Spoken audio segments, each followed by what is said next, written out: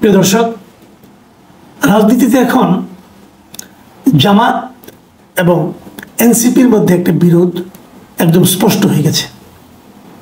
ফলে আওয়ামী লীগের রাজনৈতিক কর্মকাণ্ড নিষিদ্ধ নিয়ে যে আলোচনাটা, সে আলোচনার চেয়েও যেন বেশি গুরুত্ব পাচ্ছে জামাত এবং এনসিপির এই বিরোধ।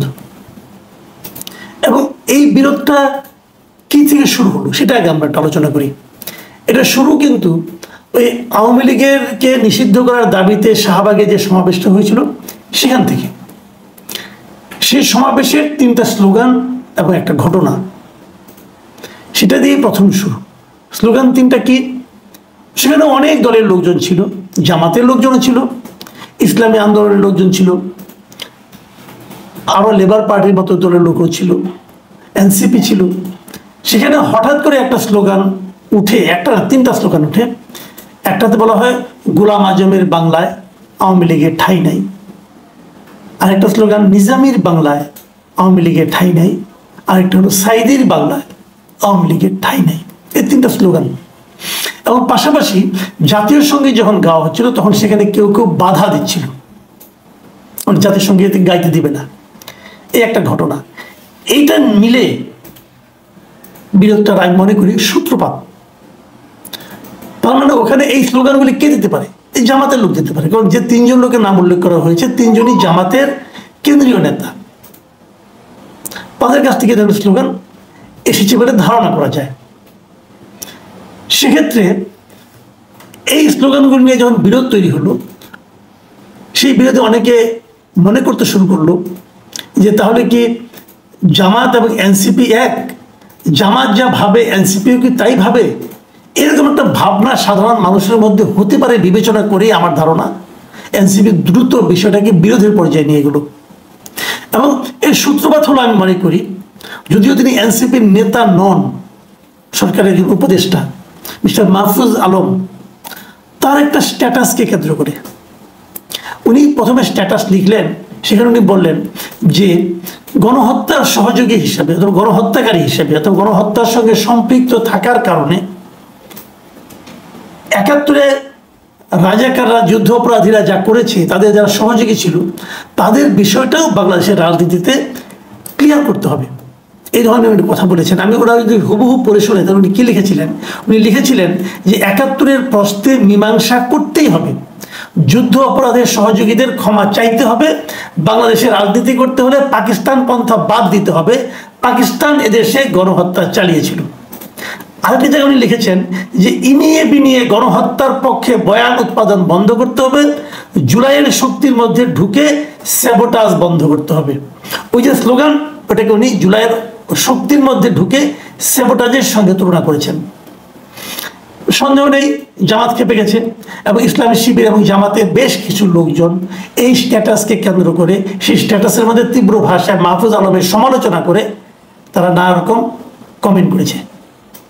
এবং এই কমেন্টগুলোতে এমনভাবে সমালোচনা করা হয়েছে যে মাহফুজ আলম আগের তুলনায় আরও বেশি ক্ষিপ্ত হয়ে গেছেন এবং উনি তার পরের দিন আগের চেয়েও কড়া ভাষায় আরেকটা স্ট্যাটাস দেন। এবং সেই স্ট্যাটাসে তিনি লিখেছেন যে আমাকে নিয়ে নোংরামি করতেছ, ঝামেলা নাই, ফ্যামিলি টাইনো না, যুদ্ধ অপরাধের সহযোগী রাজাকারেরা। এখন কিন্তু সরাসরি উনি রাজাকার শব্দটা উল্লেখ করলেন এবং তারপরে বললেন এটা লাস্ট ওয়ার্নিং।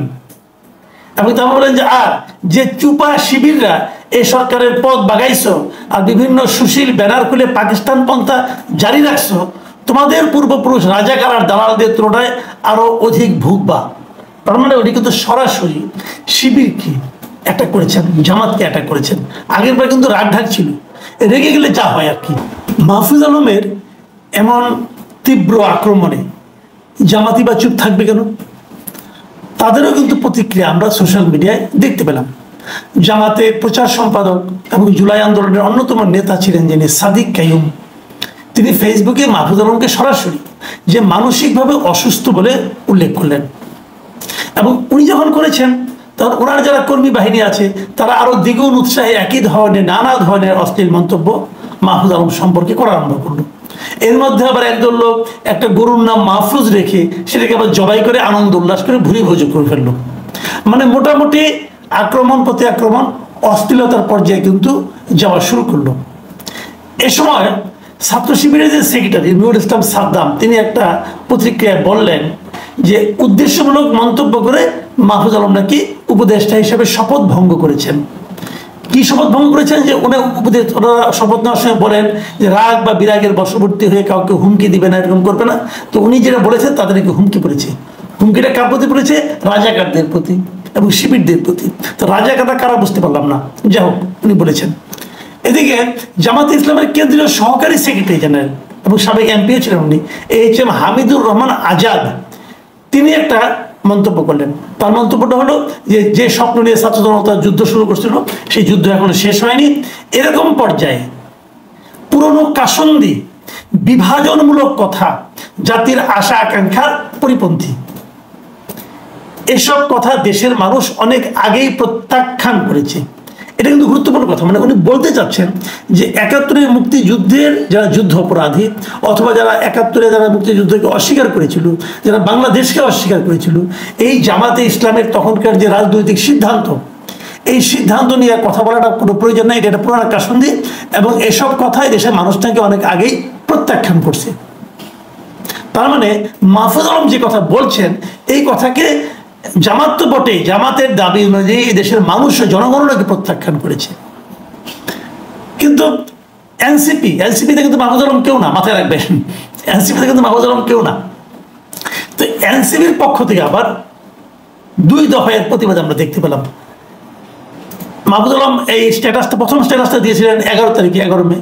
12 মে আমরা দেখলাম যে এনসিপির পক্ষ থেকে একটা বিবৃতি দেওয়া হলো।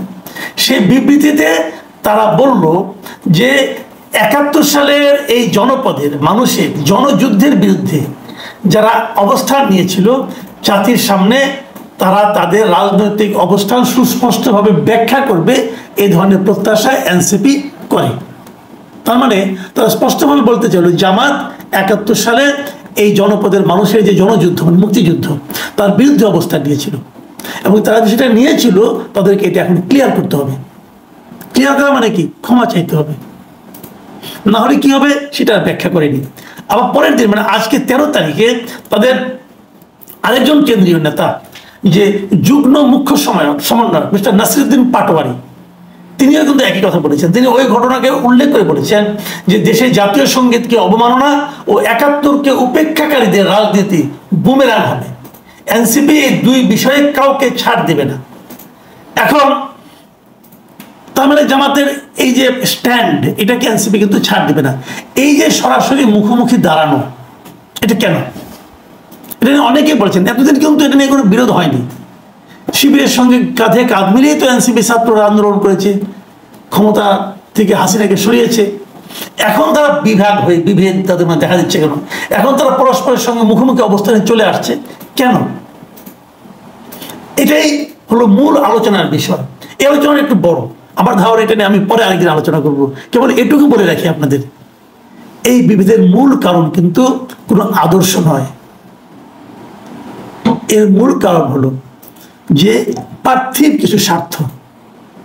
সেই স্বার্থটা কি সেটা নিয়ে আমরা কালকে আলোচনা করবো। আজকে এমনি অনুষ্ঠান বড় হয়ে গেছে। সবাই ভালো থাকবেন আপনারা। আল্লাহ হাফেজ।